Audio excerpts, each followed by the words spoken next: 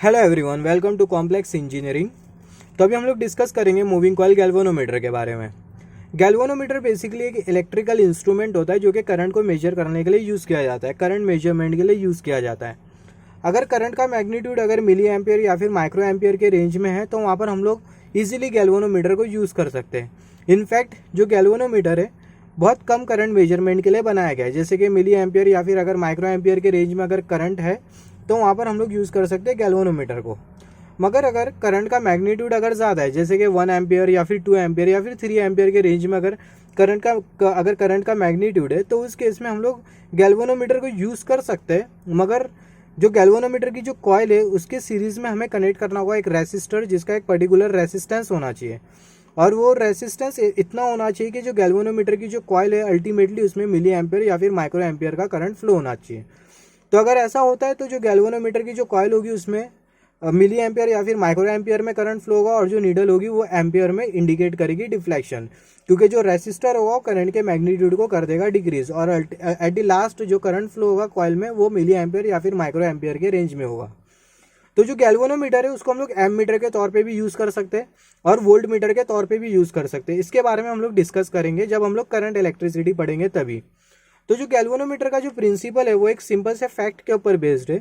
Van ever current carrying conductor is keep in a magnetic field a force will appear on it. मतलब एक conductor है जिसमें से current flow हो रहा है, अगर उसको मैग्नेटिक फील्ड में रखे तो कंडक्टर पे लगता है फोर्स। तो जो गैल्वेनोमीटर का जो प्रिंसिपल है या फिर जो वर्किंग है वो यही फैक्ट के ऊपर या फिर यही प्रिंसिपल के ऊपर बेस्ड है। तो सबसे पहले हम लोग डिस्कस कर लेते हैं गैल्वेनोमीटर के कंस्ट्रक्शन के बारे में। तो गैल्वेनोमीटर में बेसिकली यूज़ किया जाता है, यहाँ पर हम लोग मूविंग कॉइल गैल्वेनोमीटर के बारे में बात कर रहे हैं। गैल्वेनोमीटर में बेसिकली यूज़ किया जाता है दो मैग्नेट, एक नॉर्थ पोल का मैग्नेट होता है और दूसरा साउथ पोल का मैग्नेट होता है। और ये जो मैग्नेट होता है वो ऑर्डिनरी मैग्नेट नहीं होता है, ये रेडियल मैग्नेट होता है। Radial magnet basically radial magnetic field create करता है। अभी रेडियल मैग्नेटिक फील्ड की क्या रिक्वायरमेंट है इसके बारे में हम लोग आगे डिस्कस करेंगे। अगर प्लेन मैग्नेट अगर देखें तो जो प्लेन मैग्नेट होता है कुछ इस तरीके का होता है जो कि प्लेन मैग्नेटिक फील्ड या फिर straight magnetic field of lines create करता है। मगर जो रेडियल मैग्नेट है वो radial magnetic field of lines create करता है। इसके बारे में हम लोग आगे डिस्कस करने वाले हैं। तो यहाँ पर अगर हम लोग देखें ये मैग्नेट की मैग्नेटिक फील्ड के बीच में रखी होती है कॉइल और ये कॉइल में फ्लो होता है करंट और करंट के फ्लो की वजह से जो कॉइल है वो अपनी एक्सिस से करती है रोटेट और ये कॉइल के साथ फिक्स होती है नीडल। जब ये कॉइल रोटेट करती है तो जो नीडल है वो अपनी पोजीशन से डिफ्लेक्ट करती है। तो ये जो कॉइल है ये जो कॉइल के साथ जो नीडल जो फिक्स्ड होती है इसके बारे में हम लोग आगे डिस्कस करेंगे। कॉइल बेसिकली कनेक्ट होती है एक इंसुलेटर के साथ और ये जो इंसुलेटर होता है वो बेसिकली कनेक्ट होता है एक स्प्रिंग के साथ और जो स्प्रिंग होती है वो रिजिडली फिक्स्ड होती है।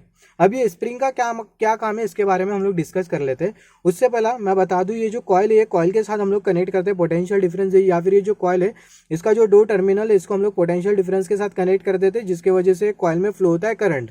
करंट का अगर फ्लो का डायरेक्शन अगर देखें हमारे एग्जाम्पल में तो करंट का जो फ्लो का जो डायरेक्शन है कुछ इस तरीके का है, क्लॉकवाइज डायरेक्शन करंट फ्लो करता है और करंट के फ्लो की वजह से और मैग्नेट के मैग्नेटिक फील्ड की वजह से ये कॉइल पे लगता है फोर्स या फिर बोल सकते हैं टॉर्क। तो हम लोग कंसीडर कर लेते हैं जो कॉइल है ये कॉइल का कुछ हम लोग ये जो रेक्टेंगुलर जो कॉइल है इसका हम लोग कुछ डायमेंशन कंसीडर कर लेते हैं। ये हमने कंसीडर कर लिया रेक्टेंगुलर जो कॉइल है उसके चार side A B C D, ये हो गया ए बी आर्म, ये हो गया ए सी आर्म, ये हो गया सी डी आर्म और ये हो गया बी डी आर्म। ये जो ए बी आर्म है वो ये रेक्टेंगुलर लूप का ब्रेथ है और ये जो बी डी आर्म है वो है ये रेक्टेंगुलर लूप का लेंथ। अगर हम लोग ब्रेथ और लेंथ को अगर हम लोग मल्टीप्लाई कर दे तो ये जो रेक्टेंगुलर जो लूप है उसका हमें मिल जाएगा एरिया। तो जो रेक्टेंगुलर लूप का जो एरिया होगा वो बराबर में होगा लेंथ इंटू ब्रेथ के। तो जैसे कि मैं बोल रहा था यहाँ पर हम लोग स्प्रिंग की यूज़ करते हैं, इसके बारे में हम लोग डिस्कस कर लेते हैं। आगे और भी हम लोग डिस्कस करेंगे स्प्रिंग के बारे में। तो बेसिकली स्प्रिंग करती क्या है, जब गैल्वेनोमीटर की कॉइल में से करंट फ्लो होता है तो जो गैल्वेनोमीटर की जो कॉइल है वो अपनी पोजीशन से करती है रोटेट या फिर अपनी एक्सिस से करती है रोटेट, जिसके वजह से जो स्प्रिंग है ये भी थोड़ा रोटेट करती है। एक सर्टेन लिमिट तक के जो स्प्रिंग है वो भी रोटेट करती है। फिर उसके बाद ये जो स्प्रिंग है वो रोटेट करना बंद कर देती है और एक अपोजिट डायरेक्शन में टॉर्क लगाना चालू कर देती है। मतलब ये जो स्प्रिंग है वो अपोजिट डायरेक्शन में रोटेट करने लगती है। तो जब ये अपोजिट डायरेक्शन में रोटेट करेगी तो इसके साथ जो एसोसिएटेड जो टॉर्क होगा उसको हम लोग बोलते हैं रीस्टोरिंग टॉर्क, जो कि स्प्रिंग क्रिएट करती है। तो जो स्प्रिंग होती है वो अपोजिट डायरेक्शन में टॉर्क लगाती है।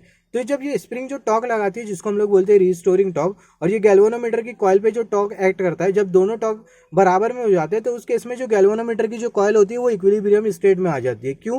क्योंकि अगर हम लोग देखें ये टॉर्क का जो मैग्नीट्यूड होता है वो सेम होता है, मगर जो डायरेक्शन होता है वो अपोजिट होता है, जिसके वजह से जो गैल्वेनोमीटर की जो कॉइल होती है वो इक्विलिब्रियम स्टेट में आ जाती है, या फिर हम लोग बोल सकते हैं स्टैटिक पोजीशन में आ जाती है। तो ये हमने कंसीडर किया। अगर हम लोग यहाँ पर देखें, जो स्प्रिंग का जो डायरेक्शन है रोटेशन का वो है एंटी क्लॉकवाइज, और जो गैल्वेनोमीटर की जो कॉइल का जो रोटेशन है वो है क्लॉकवाइज। तो अगर हम लोग देखें, जो टॉर्क का जो डायरेक्शन है वो अपोजिट है, टॉर्क का जो डायरेक्शन होगा वो अपोजिट होगा, मगर मैग्नीट्यूड सेम होगा, जिसके वजह से जो गैल्वेनोमीटर की जो कॉइल होगी वो इक्विलिब्रियम स्टेट में होगी या फिर स्टैटिक पोजीशन में होगी। मतलब ये जो गैल्वेनोमीटर की जो कॉइल है वो मूव नहीं कर पाएंगी जरा भी। तो स्प्रिंग कुछ इस तरीके का काम करती है रिस्टोरिंग टॉर्क लगाने का। अभी हम लोग देख लेते हैं ये जो हमने जो A B B C C D और जो सी ए आर्म हमने जो कंसिडर किया है, ये अगर हम लोग ये ए बी आर्म को अगर हम लोग देखें, ए बी आर्म को अगर हम लोग ऊपर से देखें तो ए बी आर्म कुछ इस तरीके का होगा। ये जो ए बी आर्म है उसको हम लोग कुछ इस तरीके से देख रहे हैं, यहाँ से देख रहे हैं। अगर इसको अगर हम लोग ऊपर से देखें, ए बी आर्म को अगर हम लोग ऊपर से देखें तो कुछ इस तरीके का होगा, ए बी आर्म कुछ इस तरीके का होगा, और ये होगा बी डी आर्म, ये होगा सी डी, और ये होगा ए सी आर्म। तो जो ए बी आर्म होगा अगर उसको हम लोग ऊपर से देखें तो वो कुछ इस तरीके का होगा मैग्नेटिक फील्ड में। तो जो ए बी आर्म है कंसिडर कर लेते हैं, जो ए बी आर्म है इसके साथ फिक्स्ड होगी नीडल, मतलब कोई भी एक आर्म के साथ फिक्स्ड होगी नीडल, तो हम लोग कंसिडर कर लेते हैं ये जो ए बी आर्म है उसके साथ फिक्स्ड है नीडल। तो ये जो ए बी आर्म है उसके साथ कुछ इस तरीके से फिक्स्ड होगी नीडल। और ये जो ए बी आर्म है जब ये रोटेट करेगा, ए बी आर्म क्यों रोटेट करेगा, क्योंकि जब ये रेक्टेंगुलर लूप रोटेट करेगी तो ऑब्वियसली ए बी आर्म भी रोटेट करेगा। तो जब ये ए बी आर्म जब रोटेट करेगा करंट फ्लो होने की वजह से, तो ये जो नीडल होगी वो अपनी पोजीशन से करेगी डिफ्लेक्ट और इंडिकेट करेगी करंट की रीडिंग। तो अभी हम लोग डिस्कस कर लेते हैं जो चारों जो आर्म है A B B D D C C A, ये जो आर्म है इस पे जो फोर्स लगेगा उसके बारे में हम लोग डिस्कस कर लेते हैं। तो कुछ इस तरीके से नीडल होगी। तो जब ये ए बी आर्म जब रोटेट करेगा या फिर जब ये रेक्टेंगुलर लूप जब रोटेट करेगी तो जो नीडल होगी वो डिफ्लेक्ट करेगी अपनी पोजीशन से। तो अभी हम लोग डिस्कस कर लेते हैं कि जो ये जो चारों जो आर्म है उस पर जो फोर्स लगेगा वो कैसा होगा, उसका मैग्नीट्यूड कितना होगा और उसका डायरेक्शन कैसा होगा। यहाँ पर मैं पहले से बता देता हूँ, ये जो ए बी आर्म और जो सी डी आर्म है दोनों पे कोई फोर्स नहीं लगेगा, क्योंकि जो ए बी आर्म और जो सी डी आर्म पे जो फोर्स लगेगा दोनों का मैग्नीट्यूड सेम होगा और डायरेक्शन अपोजिट होगा, जिसके वजह से जो दोनों जो फोर्सेज होंगे वो कैंसिल हो जाएंगे। अल्टीमेटली ए सी आर्म पर फोर्स एक्ट करेगा, ये वाले आर्म पर फोर्स एक्ट करेगा और ये बी डी आर्म पर फोर्स एक्ट करेगा, जिसके वजह से जो रेक्टेंगुलर लूप होगा वो अपनी एक्सिस से रोटेट करेगा। मतलब जो ए सी आर्म पर जो फोर्स एक्ट कर रहा है और जो बी डी आर्म पर जो फोर्स एक्ट कर रहा है वो दोनों जो फोर्सेस हो गए वो रिस्पॉन्सिबल हो गए रेक्टेंगुलर लूप के रोटेशन के लिए। तो फोर्सेस को फाइंड आउट करने के लिए हमें सबसे पहले ये पता होना चाहिए, कोई भी करंट कैरिंग कंडक्टर पर जो फोर्स एक्ट करता है वो डिपेंड करता है करंट एलिमेंट और मैग्नेटिक फील्ड के क्रॉस मल्टीप्लिकेशन के। कोई भी करंट कैरिंग एलिमेंट के ऊपर, कोई भी करंट कैरिंग कंडक्टर के ऊपर जो फोर्स एक्ट करता है वो डिपेंड करता है करंट एलिमेंट और जो मैग्नेटिक फील्ड है दोनों के क्रॉस मल्टीप्लिकेशन के ऊपर। तो जो फोर्स जो एक्ट करेगा, जो ए सी आर्म पर अभी हम लोग फाइंड आउट कर रहे हैं फोर्स जो कि ए सी आर्म पर एक्ट करेगा, तो जो फोर्स जो ए सी आर्म पर जो एक्ट करेगा वो डिपेंड करेगा जो ए सी आर्म पर जो करंट एलिमेंट है वो और जो मैग्नेटिक फील्ड है दोनों का क्रॉस मल्टीप्लिकेशन। और ये है फोर्स का वेक्टर फॉर्म, और जो फोर्स का जो वेक्टर फॉर्म है वो हमें इंडिकेट करता है फोर्स का डायरेक्शन। तो फोर्स का डायरेक्शन फाइंड आउट करने के लिए हम लोग यूज करेंगे Fleming left hand rule. Fleming left hand rule के हिसाब से जो फोर फिंगर है वो इंडिकेट करती है मैग्नेटिक फील्ड, और जो मिडल फिंगर है वो इंडिकेट करती है करंट का फ्लो, और जो थंब है वो इंडिकेट करता है फोर्स का डायरेक्शन। तो जो फोर फिंगर और जो मिडल फिंगर और जो थंब होगा वो हमें अलाइन करना होगा करंट और मैग्नेटिक फील्ड के डायरेक्शन में। फोर फिंगर और जो मिडल फिंगर होगी उसको हमें अलाइन करना होगा करंट और मैग्नेटिक फील्ड के डायरेक्शन में। तो यहाँ पर अगर हम लोग देखें, जो कॉइल में जो करंट फ्लो हो रहा है वो क्लॉकवाइज डायरेक्शन में फ्लो हो रहा है। तो अगर हम लोग देखें जो कॉइल में जो करंट फ्लो हो रहा है वो ऊपर की तरफ हो रहा है। अगर हम लोग यहाँ पर देखें जो कॉइल में जो करंट फ्लो हो रहा है वो ऊपर की तरफ हो रहा है, नीचे से ऊपर की तरफ। जो एसी आर्म में जो करंट का फ्लो है वो नीचे से ऊपर की तरफ है।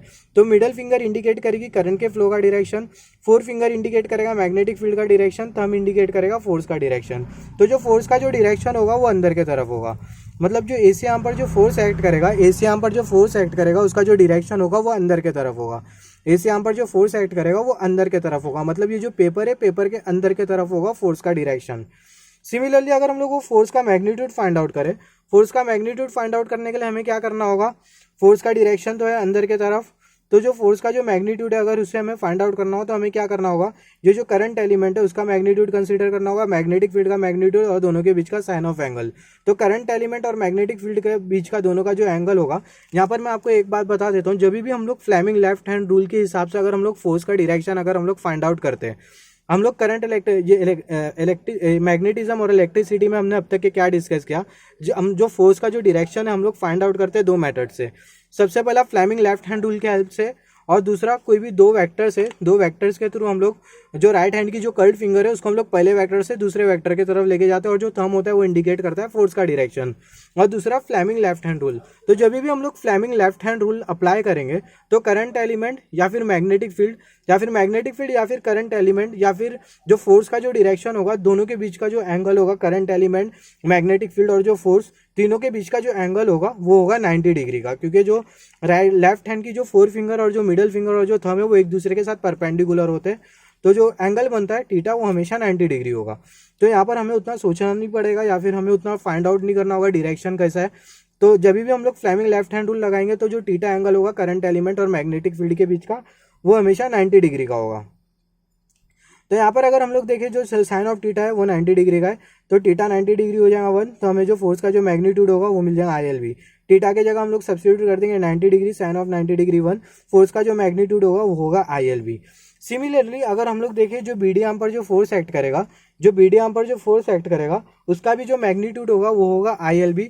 BD आर्म पर जो फोर्स एक्ट करेगा उसका भी जो मैग्नीट्यूड होगा वो होगा ILB, मगर जो फोर्स का जो डायरेक्शन होगा वो बाहर की तरफ होगा। फोर्स का डायरेक्शन बाहर की तरफ क्यों होगा?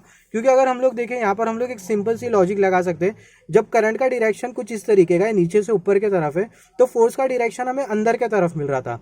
अगर करंट का डायरेक्शन यहाँ पर अगर हम लोग देखें ऊपर से नीचे की तरफ है, इसका उल्टे इसके रिवर्स डायरेक्शन में, तो जो फोर्स का जो डायरेक्शन होगा बाहर की तरफ होगा। यहाँ पर हम लोग simply Fleming left hand rule लगा के भी फाइंड आउट कर सकते हैं।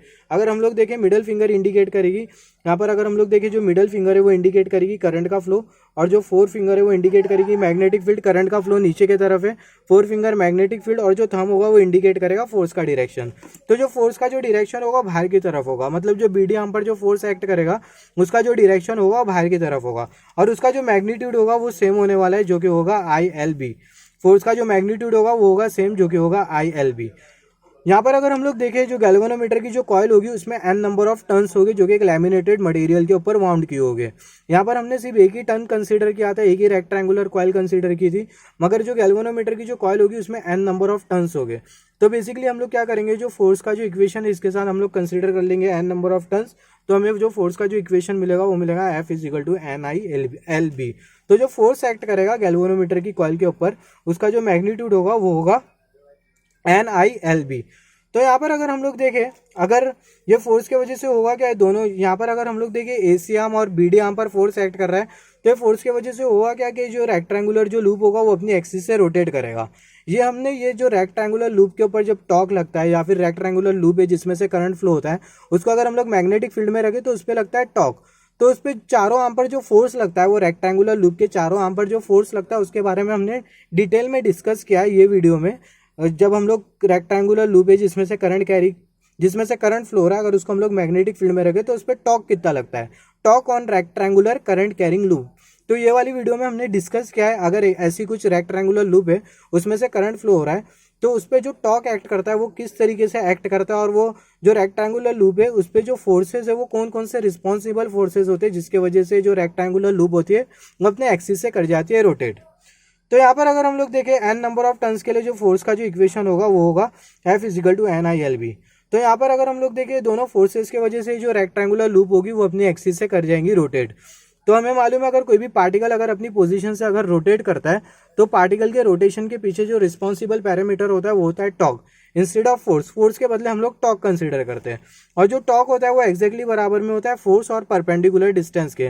मतलब किसी भी एक पर्टिकुलर पॉइंट पर फोर्स कितना एक्ट कर रहा है और वो पर्टिकुलर पॉइंट का डिस्टेंस कितना है, जिसको हम लोग बोलते हैं perpendicular distance with respect to axis of rotation. तो यहाँ पर अगर हम लोग देखें जो फोर्स का जो मैग्नीट्यूड है वो है NI/LB। अब ये परपेंडिकुलर डिस्टेंस क्या होता है इसको हम लोग कैसा फाइंड आउट करेंगे?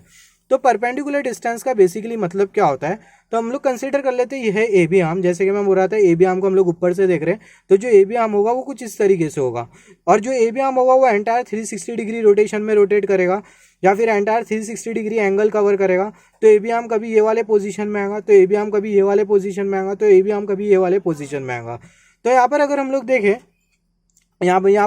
देखें जो परपेंडिकुलर डिस्टेंस का मतलब क्या होता है, हम लोग कंसीडर कर लेते हैं ए बी आर्म का ये वाला पोजीशन, या फिर ये वाला पोजीशन हम लोग कंसीडर कर लेते हैं ए बी आर्म का, जो ए बी आर्म है उसका ये वाला पोजीशन कंसीडर कर लेते हैं। तो हमने ए बी आर्म का ये वाला पोजीशन कंसीडर किया, ए से हम लोग एक लाइन ड्रॉ करेंगे और बी से हम लोग एक लाइन ड्रॉ करेंगे। तो जो ए से जो लाइन ड्रॉ की है उसको हम लोग मान लेते हैं D1, और जो बी से हमने जो लाइन ड्रॉ की है उसको हम लोग बोल देते हैं D। तो यहाँ पर जो D1 और जो D है वो ये ए बी का परपेंडिकुलर डिस्टेंस है। ये जो D1 और जो D है वो ये ए बी आर्म का परपेंडिकुलर डिस्टेंस है, और ये जो परपेंडिकुलर डिस्टेंस है वो हमेशा कांस्टेंट रहना चाहिए। मतलब फॉर एग्जांपल हम लोग मान लेते हैं ये जो D1 जो परपेंडिकुलर डिस्टेंस है इसकी जो लेंथ है वो है 2 सेंटीमीटर, और ये जो D जो परपेंडिकुलर डिस्टेंस है इसकी जो लेंथ है वो है 3 सेंटीमीटर। तो ये जो D1 की जो लेंथ है 2 सेंटीमीटर और जो D की जो लेंथ है वो है 3 सेंटीमीटर, ये हमेशा कांस्टेंट होना चाहिए हर एक एंटायर 360 डिग्री रोटेशन में। मतलब हर एक रोटेशन में ये जो परपेंडिकुलर डिस्टेंस है वो कांस्टेंट होना चाहिए। D1 2 सेंटीमीटर का है तो जो D है वो 3 सेंटीमीटर हमेशा होना चाहिए, और जो D है D1 है जो कि है 2 सेंटीमीटर वो भी हमेशा होना चाहिए पूरे 360 डिग्री रोटेशन में। और अगर वैसा होता है तो जो परपेंडिकुलर डिस्टेंस होगा वो होगा कांस्टेंट। अब ये परपेंडिकुलर डिस्टेंस कांस्टेंट क्यों होना चाहिए इसके बारे में हम लोग आगे डिस्कस करेंगे। तो यहाँ पर अगर हम लोग देखें जो D1 और जो D है वो है परपेंडिकुलर डिस्टेंस। तो अगर ये जो ए बी आर्म है अगर ये वाले पोजीशन में आ जाता है, या फिर जब ए बी आर्म जब ये वाली अगर पोजीशन में आ जाता है हम लोग कंसिडर कर लेते हैं, तो उस केस में for the sake of simplicity हम लोग ये वाली पोजीशन कंसीडर करें। ये वाले केस में परपेंडिकुलर डिस्टेंस कैसा होगा, तो परपेंडिकुलर डिस्टेंस फाइंड आउट करने के लिए जैसे कि मैंने बोला था ए से हमें एक लाइन ड्रॉ करनी होगी, बी से लाइन ड्रॉ करनी होगी, और दोनों लाइन एक पर्टिकुलर पॉइंट पे करेगी इंटरसेक्ट। तो ए से हमने एक लाइन ड्रॉ करी और बी से हमने लाइन ड्रॉ करी, और दोनों लाइन एक पर्टिकुलर पॉइंट पे कर जाती है इंटरसेक्ट। तो अगर हम लोग देखें जो लाइन है वो एग्जैक्टली बराबर में जो ए बी आर्म है उसके लेंथ के, और ये जो ए बी आर्म है वो ये रेक्टेंगुलर लूप की ब्रेथ है। अगर हम लोग देखें ये जो रेक्टेंगुलर लूप है उसकी ब्रेथ है ये है ए बी आर्म। ये जो जैसे कि मैंने पहले बोला था जब हम लोग डायमेंशन कंसीडर कर रहे थे रेक्टेंगुलर लूप का, ये जो ए बी आर्म है वो ये रेक्टेंगुलर लूप की ब्रेथ है, और ये जो बी डी आर्म है वो ये रेक्टेंगुलर लूप की लेंथ है। तो यहाँ पर अगर हम लोग देखें ये जो बी है, यहाँ पर अगर हम लोग देखें जो परपेंडिकुलर डिस्टेंस है वो एग्जैक्टली बराबर में ये ए बी आर्म के लेंथ के, और जो ए बी आर्म की जो लेंथ है वो हम लोग कंसीडर करेंगे बी, क्योंकि जो ए बी आर्म है ये रेक्टेंगुलर लूप का ब्रेथ है। तो यहाँ पर जो परपेंडिकुलर डिस्टेंस होगा वो बी के बराबर में होगा। तो जो परपेंडिकुलर डिस्टेंस का जो मैग्नीट्यूड होगा, जो परपेंडिकुलर डिस्टेंस होगा वो होगा बी, जो परपेंडिकुलर डिस्टेंस होगा वो होगा बी। तो यहाँ पर जो कैपिटल लेटर का जो बी है वो जो कि इंडिकेट कर रहा है मैग्नेटिक फील्ड, उसको हम लोग यहाँ पर लिख लेंगे तो हमें मिल जाएगा NILB। मतलब ये वाला जो L और ये जो B है दोनों को हम लोग साथ में लिखेंगे तो हमें मिल जाएगा रेक्टेंगुलर लूप का एरिया, जो रेक्टेंगल लूप है उसका हमें एरिया मिल जाएगा, तो हमें मिल जाएगा LB। और ये जो कैपिटल B है जो कि इंडिकेट कर रहा है मैग्नेटिक फील्ड का मैग्नीट्यूड, उसको हमने यहाँ लिख लिया। तो जो टॉर्क होगा उसके लिए जो हमें जो इक्वेशन मिलेगा वो मिलेगा NIAB। जो टॉर्क के लिए जो इक्वेशन मिलेगा वो मिलेगा tau is equal to NIAB। मतलब एक रेक्टेंगुलर करंट कैरिंग लूप, मतलब जो गैल्वेनोमीटर की जो कॉइल है उस पर जो टॉर्क एक्ट करेगा वो डिपेंड करेगा कि टर्न्स कितने, उस पर जो टॉर्क जो एक्ट करेगा वो डिपेंड करेगा कि गैल्वेनोमीटर की कॉइल में टर्न्स कितने, नंबर ऑफ टर्न्स, करंट कितना फ्लो हो रहा है हर एक टर्न्स में से, और एरिया कितना है हर एक कॉइल का, और मैग्नेटिक फील्ड का मैग्नीट्यूड कितना है, फिर मैग्नेटिक फील्ड की स्ट्रेंथ कितनी है, उसके ऊपर डिपेंड करेगा टॉर्क जो कि गैल्वेनोमीटर की कॉइल पर एक्ट करेगा। जैसे कि मैं डिस्कस किया था, जैसे कि हम लोग इनिशियली जब हम लोग डिस्कस कर रहे थे स्प्रिंग के बारे में, स्प्रिंग बेसिकली क्या करती है, स्प्रिंग एक अपोजिट डायरेक्शन में टॉर्क लगाती है। जब गैल्वेनोमीटर में से इनिशियली जब करंट फ्लो होगा, गैल्वेनोमीटर में से जब इनिशियली जब करंट फ्लो होगा तो गैल्वेनोमीटर की जो कॉइल होगी वो अपनी एक्सिस से करेगी रोटेट, और जो स्प्रिंग होगी वो भी थोड़े टाइम के लिए सेम डायरेक्शन में रोटेट करेगी, और एक सर्टेन लिमिट के बाद जो स्प्रिंग होगी वो रोटेट करना बंद कर जाएंगी। फिर उसके बाद जो स्प्रिंग होगी वो एक अपोजिट डायरेक्शन में टॉर्क लगाएगी जिसको हम लोग बोलेंगे रिस्टोरिंग टॉर्क। और जब रिस्टोरिंग टॉर्क और गैल्वेनोमीटर की कॉइल पे जो टॉर्क एक्ट कर रहा है वो जब वो बराबर में हो जाएंगे तो जो गैल्वेनोमीटर की जो कॉइल होगी वो इक्विलिब्रियम स्टेट में आ जाएंगी। मतलब जो गैल्वेनोमीटर की जो कॉइल होगी वो और रोटेट नहीं कर पाएंगी। वो कभी होगा जब रिस्टोरिंग टॉर्क और जो गैल्वेनोमीटर की जो कॉइल पे जो टॉर्क एक्ट कर रहा है जब दोनों बराबर में हो जाएंगे। तो जो स्प्रिंग जो टॉर्क क्रिएट करेगी उसको हम लोग बोलेंगे रिस्टोरिंग टॉर्क, और जो रिस्टोरिंग टॉर्क होगा वो बराबर में होगा थीटा और सी के। यहाँ पर थीटा क्या है, जो थीटा है वो इंडिकेट कर रहा है स्प्रिंग का एंगुलर डिस्प्लेसमेंट। मतलब जब स्प्रिंग जब रोटेट करेगी तो वो एक एंगल डिस्प्लेस करेगी, तो जो एंगल जो डिस्प्लेस करेगी वो इंडिकेट करेगा ये थीटा। थीटा स्प्रिंग का एंगुलर डिस्प्लेसमेंट इंडिकेट कर रहा है, और जो सी है वो इंडिकेट कर रहा है टॉर्शनल रिजिडिटी। अभी टॉर्शनल रिजिडिटी या फिर हम लोग बोल सकते हैं स्प्रिंग कांस्टेंट, जो सी है वो इंडिकेट कर रहा है टॉर्शनल रिजिडिटी या फिर हम लोग बोल सकते हैं स्प्रिंग कांस्टेंट। तो जो स्प्रिंग जो टॉर्क जो अप्लाई करेगी वो बराबर में होगा, जो कि होगा रीस्टोरिंग टॉर्क, वो बराबर में होगा थीटा और सी के। यहाँ पर जो सी है वो है टॉर्शनल रिजिडिटी और जो थीटा है वो इंडिकेट कर रहा है स्प्रिंग का एंगुलर डिस्प्लेसमेंट। और जब टॉर्क बराबर में आ जाएंगे तो उस केस में जो गैल्वेनोमीटर की जो कॉइल होगी वो इक्विलिब्रियम स्टेट में होगी। कौन से दोनों टॉर्क, जो गैल्वेनोमीटर की कॉइल पे जो टॉर्क एक्ट कर रहा है वो, और जो स्प्रिंग जो टॉर्क लगा रही है वो रीस्टोरिंग टॉर्क। जब दोनों टॉर्क बराबर में हो जाएंगे तो उस केस में जो गैल्वेनोमीटर की जो कॉइल होगी वो इक्विलिब्रियम स्टेट में आ जाएगी। तो जो गैल्वेनोमीटर की जो कॉइल है उस पर जो टॉर्क एक्ट कर रहा है वो है NIAB, और जो रीस्टोरिंग टॉर्क है वो है थीटा सी। तो यहाँ पर अगर हम लोग देखें, यहाँ पर हम लोग थीटा को कुछ इस तरीके से लिख सकते हैं, theta is equal to NIAB over C. यहाँ पर देखें ये वाला जो रिलेशन है, ये वाला जो रिलेशन है theta is equal to NIAB over C, ये वाला रिलेशन हमें इंडिकेट करता है नीडल का डिफ्लेक्शन। मतलब जो नीडल जो डिफ्लेक्ट करेगी, मतलब जो नीडल है, ये पेन कंसिडर कर लेते हैं नीडल, तो जो नीडल कुछ इस तरीके से जो डिफ्लेक्ट करेगी, ये जो नीडल का जो डिफ्लेक्शन है ये हमें थीटा इंडिकेट कर रहा है, जो थीटा है वो इंडिकेट कर रहा है। और ये जो थीटा है, ये वाला जो रिलेशन है, जब हम लोग जो गैल्वेनोमीटर जो रीस्टोरिंग टॉर्क है वो, और जो गैल्वेनोमीटर की कॉइल पे जो एक्ट कर रहा है टॉर्क, वो जब दोनों टॉर्क को हम लोग कंसीडर करते हुए जब हम लोग कुछ इस तरीके का रिलेशन बनाएंगे, तभी ये जो थीटा होगा वो हमें इंडिकेट करेगा जो नीडल है उसका डिफ्लेक्शन। और ये जो थीटा अगर हम लोग देखें, जो नीडल का जो डिफ्लेक्शन है वो एक्जैक्टली बराबर में या फिर वो डायरेक्टली प्रोपोर्शनल है नंबर ऑफ टर्न्स के ऊपर, और जो करंट फ्लो होगा उस पर, मतलब जो हर एक टर्न्स में से जो करंट फ्लो होगा वो गैल्वेनोमीटर की कॉइल का एरिया और मैग्नेटिक फील्ड की स्ट्रेंथ या फिर मैग्नेटिक फील्ड का मैग्नीट्यूड। और ये जो नीडल का जो डिफ्लेक्शन होगा वो इन्वर्सली प्रोपोर्शनल होगा टॉर्शनल रिजिडिटी के साथ। अब ये टॉर्शनल रिजिडिटी क्या होती है, अभी इसके बारे में भी हम लोग डिस्कस कर लेते हैं, और उसके साथ नीडल का डिफ्लेक्शन इन्वर्सली प्रोपोर्शनल क्यों है। टॉर्शनल रिजिडिटी का मतलब क्या होता है, हार्डनेस। और यहाँ पर हम लोग टॉर्शनल रिजिडिटी, स्प्रिंग की टॉर्शनल रिजिडिटी के बारे में बात कर रहे हैं। अगर स्प्रिंग की अगर हार्डनेस ज़्यादा है, स्प्रिंग की मतलब टॉर्शनल रिजिडिटी ज़्यादा है, स्प्रिंग की टॉर्शनल रिजिडिटी ज़्यादा है, इसका मतलब जो स्प्रिंग की जो फ्लेक्सिबिलिटी है वो कम है। स्प्रिंग की अगर फ्लेक्सिबिलिटी अगर कम होगी तो जो स्प्रिंग होगी वो बराबर से रोटेट नहीं कर पाएंगी, स्प्रिंग का रोटेशन बराबर से नहीं होगा, तो जो स्प्रिंग होगी गैल्वेनोमीटर की जो कॉइल होगी उसके रोटेशन को रेसिस्ट करेगी, जिसके वजह से जो गैल्वेनोमीटर की जो कॉइल होगी, गैल्वेनोमीटर की जो कॉइल होगी, ये जो स्प्रिंग होगी गैल्वेनोमीटर की जो कॉइल होगी उसके रोटेशन को रेसिस्ट करेगी, अगर ये स्प्रिंग की अगर टॉर्शनल रिजिडिटी ज़्यादा होती है तो, जिसके वजह से जो गैल्वेनोमीटर की जो कॉइल होगी वो बराबर से रोटेट नहीं कर पाएंगी।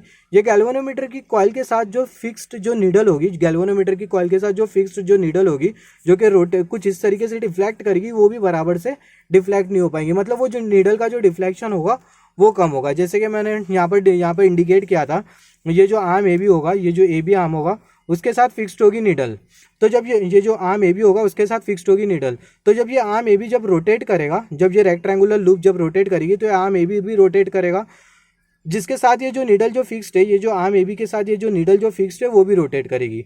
तो अगर रेक्टेंगुलर लूप का अगर रोटेशन अगर कम होता है तो ये जो ए बी आर्म का जो रोटेशन होगा वो भी कम होगा, जिसके वजह से जो नीडल का जो डिफ्लेक्शन होगा वो भी कम से कम होगा। क्यों? क्योंकि जो टॉर्शनल रिजिडिटी है वो ज़्यादा है, क्योंकि जो स्प्रिंग कांस्टेंट है सी, या फिर जो टॉर्शनल रिजिडिटी है वो ज़्यादा है।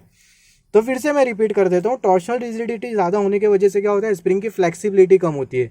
स्प्रिंग की फ्लेक्सिबिलिटी कम होने की वजह से जो स्प्रिंग होती है, गैल्वेनोमीटर की जो कॉइल होती है उसके रोटेशनल मोशन को रेसिस्ट करती है, जिसके वजह से गैल्वेनोमीटर की जो कॉइल है वो बराबर से रोटेट नहीं कर पाती है, उसका रोटेशन कम होता है, जिसके वजह से जो नीडल होती है उसका जो डिफ्लेक्शन होता है वो कम होता है। अभी हम लोग डिस्कस कर लेते हैं, अगर टॉर्शनल रिजिडिटी कम होगी या फिर जो स्प्रिंग कांस्टेंट होगा अगर वो कम होगा तो क्या होगा। टॉर्शनल रिजिडिटी कम है, रिजिडिटी मतलब हार्डनेस कम है, तो स्प्रिंग की जो फ्लेक्सिबिलिटी होगी वो ज़्यादा से ज़्यादा होगी। स्प्रिंग की फ्लेक्सिबिलिटी ज़्यादा से ज़्यादा होने की वजह से होगा क्या कि जो स्प्रिंग होगी वो अच्छी तरीके से रोटेट कर पाएंगी। स्प्रिंग अच्छी तरीके से रोटेट कर पाएंगी, इसका मतलब जो स्प्रिंग होगी वो ज़्यादा रेसिस्ट नहीं कर पाएंगी। जो रेक्टेंगुलर लूप है, जो गैल्वेनोमीटर की जो कॉइल है उसका जो रोटेशन है उसको ज़्यादा रेसिस्ट नहीं कर पाएंगी स्प्रिंग, जिसके वजह से जो गैल्वेनोमीटर की जो कॉइल है वो पूरी तरीके से रोटेट हो पाएंगी, और जो नीडल का जो डिफ्लेक्शन होगा वो ज़्यादा से ज़्यादा होगा।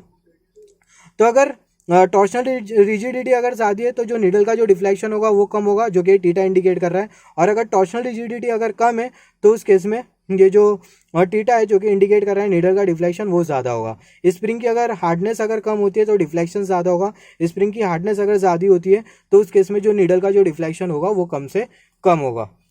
तो कुछ इस तरीके से जो गैल्वेनोमीटर पे जो फोर्स एक्ट करता है उसका जो मैग्नीट्यूड होता है वो बराबर में होता है NILB के, और जो टॉर्क होता है वो बराबर में होता है NIAB के, और जो नीडल का जो डिफ्लेक्शन होता है वो बराबर में होता है NIAB ओवर सी। तो अभी हम लोग डिस्कस कर लेते हैं कि हम लोग गैल्वेनोमीटर की जो गैल्वेनोमीटर है उसमें हम लोग रेडियल मैग्नेटिक फील्ड क्यों यूज़ करते हैं, उसकी रिक्वायरमेंट क्यों है, रेडियल मैग्नेटिक फील्ड की रिक्वायरमेंट क्यों है। यहाँ पर अगर हम लोग देखें, उससे पहले हम लोग जो रोटेशनल मैकेनिक्स है उसके बारे में हम लोग थोड़ा बहुत डिस्कस कर लेते हैं। ये रोटेशनल मैकेनिक्स का फंडामेंटल है। तो अगर परपेंडिकुलर डिस्टेंस अगर ज़्यादा होता है, जैसे कि मैंने बोला था परपेंडिकुलर डिस्टेंस क्या है, ये हमने कंसिडर किया आर्म, ए बी आर्म हमने कंसिडर किया, यह है D1, ये जो हमने जो सेगमेंट ड्रॉ किया ए से वो है D1, और जो बी से ड्रॉ किया वो है D, और ये जो D1 और जो D है वो ये आर्म AB का परपेंडिकुलर डिस्टेंस है। और जैसे कि मैंने बोला था जो D1 है वो एंटायर 360 डिग्री रोटेशन में या फिर एंटायर जितनी भी जो पॉसिबल रोटेशन है उसमें कांस्टेंट होना चाहिए, और सिमिलरली जो D है वो भी कांस्टेंट होना चाहिए। मतलब अगर D1 अगर 2 सेंटीमीटर की है तो ये जो D है एग्जाम्पल के तौर पे वो 3 सेंटीमीटर की हमेशा होना चाहिए। ये परपेंडिकुलर डिस्टेंस ज़रा भी वेरी नहीं करना चाहिए। तो अगर परपेंडिकुलर डिस्टेंस अगर वेरी करता है तो जो टॉर्क होगा वो वेरी कर जाएगा। अगर परपेंडिकुलर डिस्टेंस अगर ज़्यादा होगा तो जो टॉर्क होगा वो ज़्यादा होगा। अगर परपेंडिकुलर डिस्टेंस अगर कम होगा तो जो टॉर्क होगा वो कम होगा। तो जो टॉर्क है वो डायरेक्टली प्रोपोर्शनल है परपेंडिकुलर डिस्टेंस से। अगर परपेंडिकुलर डिस्टेंस अगर वेरी कर जाता है तो उस केस में जो टॉर्क होगा वो वेरी कर जाएगा। तो अगर अभी हम लोग प्लेन मैग्नेटिक फील्ड यूज़ करते हैं, प्लेन मैग्नेटिक फील्ड अगर हम लोग यूज़ करते हैं तो बेसिकली होता क्या, प्लेन मैग्नेटिक फील्ड हमने कुछ इस तरीके की हमने प्लेन मैग्नेटिक फील्ड कंसीडर की, और ये जो आर्म ए बी है उसको हम लोग ऊपर से देख रहे हैं, जो ए बी आर्म है उसको हम लोग ऊपर से देख रहे हैं। तो प्लेन मैग्नेटिक फील्ड की वजह से होता क्या, जो करंट एलिमेंट और जो मैग्नेटिक फील्ड है दोनों के बीच का जो एंगल होता हमेशा 90 डिग्री का नहीं होता। मतलब हमेशा 90 डिग्री का एंगल नहीं होता, वेरी करते रहता करंट एलिमेंट और मैग्नेटिक फील्ड के बीच का एंगल। जिसके वजह से क्या होता कि जो आर्म ए बी उस पर जो फोर्स लगता वो बराबर नहीं होता, मतलब जो फोर्स होता वो कांस्टेंट नहीं होता। फोर्स कांस्टेंट नहीं होने की वजह से जो परपेंडिकुलर डिस्टेंस होता वो कांस्टेंट नहीं होता। मतलब अगर हम लोग मान लेते ये जो ए बी आर्म है, ये जो ए बी आर्म की जो पोजीशन है वो कुछ इस तरीके की है, ए बी आर्म की जो पोजीशन है वो कुछ इस तरीके की है, तो उस केस में जो परपेंडिकुलर डिस्टेंस बन रहा है वो कुछ इस तरीके का बन रहा है D1 और D। सिमिलरली अगर ए बी आर्म अगर जरा से अगर रोटेट कर जाए तो उस केस में जो परपेंडिकुलर डिस्टेंस होगा वो वेरी कर जाएगा। जो ए से जो परपेंडिकुलर डिस्टेंस है वो तो उतना ही है D1, मगर यहाँ से जो बी से जो परपेंडिकुलर डिस्टेंस बनाया गया वो कम हो जाएगा। मतलब जो परपेंडिकुलर डिस्टेंस होगा कैसा ना कैसा करके जो परपेंडिकुलर डिस्टेंस होगा वो वेरी कर जाएगा। तो परपेंडिकुलर डिस्टेंस वेरी करने की वजह से जो टॉर्क होगा वो वेरी कर जाएगा। मैं फिर से रिपीट कर दे रहा हूँ, ये प्लेन मैग्नेटिक फील्ड की वजह से होगा क्या है, करंट एलिमेंट और मैग्नेटिक फील्ड के बीच का जो एंगल होगा वो हमेशा 90 डिग्री का नहीं होगा। 90 डिग्री का नहीं होने की वजह से ये जो आर्म ए बी जो होगा या फिर ये जो गैल्वेनोमीटर की जो कॉइल होगी उस पर जो फोर्स लगेगा वो कांस्टेंट फोर्स नहीं लगेगा। कांस्टेंट फोर्स की वजह से जो परपेंडिकुलर डिस्टेंस होगा, जो परपेंडिकुलर डिस्टेंस होगा कांस्टेंट नहीं होगा। परपेंडिकुलर डिस्टेंस कांस्टेंट नहीं होने की वजह से जो टॉर्क होगा वो वेरी करते जाएगा, मतलब जो टॉर्क होगा वो वेरिएबल होगा। तो वेरिएबल टॉर्क होने की वजह से होगा क्या, अगर गैल्वेनोमीटर की कॉइल में अगर 1 मिली एम्पियर का अगर करंट फ्लो हो तो जो गैल्वेनोमीटर की जो कॉइल होगी वो इंडिकेट करेगी 2 मिली एम्पियर या फिर 3 मिली एम्पियर, क्योंकि जो टॉर्क है वो कांस्टेंट नहीं है। टॉर्क कांस्टेंट नहीं है, इसका मतलब क्या है कि जो गैल्वेनोमीटर की कॉइल में से तो करंट 1 मिली एम्पियर फ्लो हो रहा है, मगर जो कॉइल है वो ज़्यादा रोटेट कर जा रही है। कॉइल ज़्यादा अगर रोटेट कर जाएंगी तो जो नीडल का जो डिफ्लेक्शन होगा वो ज़्यादा होगा। और अगर 1 मिली एम्पियर का अगर करंट फ्लो होगा, अगर 1 मिली एम्पियर का अगर करंट फ्लो होगा तो जो गैल्वेनोमीटर की जो नीडल होगी वो 2 मिली एम्पियर या फिर 3 मिली एम्पियर की रीडिंग शो करेगी। तो यहाँ पर जो टॉर्क चाहिए हमें कांस्टेंट चाहिए। कांस्टेंट टॉर्क के लिए हम लोग यहाँ पर यूज़ करते हैं radial magnetic field. Basically radial magnetic field क्या करती है, रेडियल मैग्नेटिक फील्ड की वजह से होता क्या है, कुछ इस तरीके की रेडियल मैग्नेटिक फील्ड हम लोग यूज़ करते हैं। ये रेडियल मैग्नेटिक फील्ड के वजह से जो करंट एलिमेंट और जो मैग्नेटिक फील्ड है दोनों के बीच का जो एंगल होता है हमेशा 90 डिग्री का होता है। तो दोनों के बीच का एंगल हमेशा 90 डिग्री का होने की वजह से होता क्या है कि जो आर्म है, ये जो ए बी आर्म या फिर ये जो रेक्टेंगुलर जो गैल्वेनोमीटर की जो कॉइल होती है उस पर जो फोर्स लगता है वो कांस्टेंट लगता है। फोर्स कांस्टेंट लगने की वजह से जो परपेंडिकुलर डिस्टेंस होता है वो हमेशा कांस्टेंट होता है, और हमें परपेंडिकुलर डिस्टेंस हमेशा कांस्टेंट ही रखना है। तो जो परपेंडिकुलर डिस्टेंस होता है वो हमेशा कांस्टेंट होता है। परपेंडिकुलर डिस्टेंस कांस्टेंट होने की वजह से होता क्या है कि जो टॉर्क होता है वो कांस्टेंट होता है। टॉर्क कांस्टेंट होने की वजह से होता क्या है, अगर गैल्वेनोमीटर की कॉइल में से अगर 1 मिली एम्पियर का अगर करंट फ्लो हो रहा हो तो जो गैल्वेनोमीटर की जो नीडल होगी वो इंडिकेट करेगी 1 मिली एम्पियर। सिमिलरली अगर गैल्वेनोमीटर की कॉइल में से अगर 2 मिली एम्पियर का करंट फ्लो हो रहा हो, टॉर्क कांस्टेंट होने की वजह से जो रोटेशन होगा गैल्वेनोमीटर की कॉइल का वो भी कांस्टेंट होगा। और अगर गैल्वेनोमीटर की कॉइल में अगर 2 मिली एम्पियर का करंट फ्लो हो रहा हो तो जो नीडल होगी वो 2 मिली एम्पियर की रीडिंग शो करेगी। सिमिलरली अगर 3 मिली एम्पियर का करंट फ्लो हो रहा हो तो जो गैल्वेनोमीटर की जो नीडल होगी वो 3 मिली एम्पियर का करंट शो करेगी। और अगर 4 मिली एम्पियर का करंट फ्लो हो रहा हो तो जो गैल्वेनोमीटर की जो नीडल होगी वो 4 मिली एम्पियर का ही करंट शो करेगी। मतलब टॉर्क कांस्टेंट होने की वजह से जो नीडल होगी वो एक पर्टिकुलर लिमिट से ज़्यादा डिफ्लेक्ट नहीं करेगी, और जो एक पर्टिकुलर लिमिट से ज़्यादा मतलब एक जो एक्यूरेट जो रीडिंग होगी उसको शो करेगी। तो यहाँ पर जो टॉर्क होता है वो कांस्टेंट होता है, और टॉर्क कांस्टेंट होने की वजह से जो नीडल का जो डिफ्लेक्शन होता है वो हमेशा कांस्टेंट होता है। और गैल्वेनोमीटर की कॉइल में अगर 1 मिली एम्पियर का करंट फ्लो हो तो जो नीडल होती है वो 1 मिली एम्पियर की रीडिंग शो करती है। सिमिलरली 2 मिली एम्पियर का करंट फ्लो हो तो 2 मिली एम्पियर का करंट शो करती है, और 3 मिली एम्पियर का करंट फ्लो हो रहा हो तो गैल्वेनोमीटर की कॉइल गैल्वेनोमीटर की नीडल 3 मिली एम्पियर का करंट रीडिंग शो करती है। तो कुछ इस तरीके से हम लोग जो रेडियल मैग्नेटिक फील्ड है उसको यूज़ किया जाता है, और रेडियल मैग्नेटिक फील्ड की वजह से मैग्नेटिक फील्ड और करंट एलिमेंट के बीच का जो एंगल होता है हमेशा 90 डिग्री का होता है। अभी हम लोग डिस्कस कर लेते हैं करंट सेंसिटिविटी क्या होती है। करंट सेंसिटिविटी के बारे में डिस्कस करेंगे, और उसके बाद हम लोग डिस्कस करेंगे वोल्टेज सेंसिटिविटी। करंट सेंसिटिविटी का मतलब क्या है कि गैल्वेनोमीटर करंट को लेके कितना सेंसिटिव है। फॉर एग्जांपल हमारे पास है 2 गैल्वेनोमीटर, एक गैल्वेनोमीटर सेंस कर पा रहा है 0.5 मिली एम्पियर का करंट, और जो दूसरा गैल्वेनोमीटर है वो 2 मिली एम्पियर का करंट सेंस कर पा रहा है। मतलब एक गैल्वेनोमीटर है जिसकी कॉइल में से 0.5 मिली एम्पियर करंट फ्लो हुआ और उसकी नीडल डिफ्लेक्ट कर गई, और दूसरा गैल्वेनोमीटर है जिसमें 2 मिली एम्पियर का करंट फ्लो हुआ तभी उसकी नीडल डिफ्लेक्ट करी, और जब उसमें 0.5 मिली एम्पियर का करंट फ्लो हो रहा था तो उस केस में उसकी नीडल डिफ्लेक्ट नहीं कर रही थी। तो कौन सा वाला गैल्वेनोमीटर ज़्यादा सेंसिटिव है करंट को लेके? पहला वाला गैल्वेनोमीटर ज़्यादा सेंसिटिव है करंट को लेके, क्योंकि अगर उसमें जरा से भी करंट फ्लो हो जाए तो उसकी जो नीडल होगी वो डिफ्लेक्ट कर जाएंगी। तो करंट सेंसिटिविटी का मतलब ये होता है कि डिफ्लेक्शन ओवर यूनिट करंट। तो करंट सेंसिटिविटी डिफ्लेक्शन के लिए हमें मालूम है जो नीडल का जो डिफ्लेक्शन है वो होता है NIAB ओवर C। नीडल का जो डिफ्लेक्शन होता है थीटा वो होता है NIAB ओवर C। तो जो डिफ्लेक्शन होगा वो होगा NIAB ओवर C, और जो यूनिट करंट है उसको हम लोग कंसिडर कर लेते हैं I। न्यूमरेटर से I, डिनोमिनेटर से I कैंसिल हो जाएगा, और जो करंट सेंसिटिविटी के लिए जो हमें जो रिलेशन मिलेगा वो मिलेगा NAB ओवर C। मतलब जो करंट को जो सेंस करेगा गैल्वेनोमीटर की जो कॉइल जो कि करंट को सेंस करेगी वो डिपेंड करेगा कि टर्न्स कितने हैं, और वो कॉइल का एरिया कितना है, और मैग्नेटिक फील्ड की स्ट्रेंथ कितनी है, और वो इन्वर्सली प्रोपोर्शनल होगी टॉर्शनल रिजिडिटी के साथ। टॉर्शनल रिजिडिटी के साथ इन्वर्सली प्रोपोर्शनल क्यों होगी? क्योंकि जो रीज़न है वो सेम है। अगर रिजिडिटी ज़्यादा होती है तो जो नीडल होगी वो कम डिफ्लेक्ट कर पाएंगी, अगर रिजिडिटी अगर कम होती है तो जो नीडल होगी वो ज़्यादा से ज़्यादा डिफ्लेक्ट कर पाएंगी। अभी हम लोग डिस्कस कर लेते हैं वोल्टेज सेंसिटिविटी के बारे में। तो जो वोल्टेज सेंसिटिविटी होगा वो होगा deflection over unit volume. Deflection के लिए है हमारे पास ये रिलेशन, डिफ्लेक्शन जिसको हम लोग कंसिडर कर सकते हैं deflection over unit volt, volume नहीं यूनिट वोल्ट। मतलब एक यूनिट वोल्टेज में या फिर एक पर यूनिट वोल्ट में कितना डिफ्लेक्शन हो रहा है उसको हम लोग बोलते हैं वोल्टेज सेंसिटिविटी। तो जो डिफ्लेक्शन है उसको हम लोग कंसीडर कर लेते हैं थीटा, और जो वोल्ट है यूनिट वोल्ट उसको हम लोग कंसीडर कर लेते हैं वी। जो वी है वो इंडिकेट कर रहा है यूनिट वोल्ट, और जो थीटा है वो है डिफ्लेक्शन। तो जो डिफ्लेक्शन है वो है NIAB over C, deflection theta का रिलेशन, और जो वोल्टेज है is equal to IR, as पर the Ohm's law is equal to IR।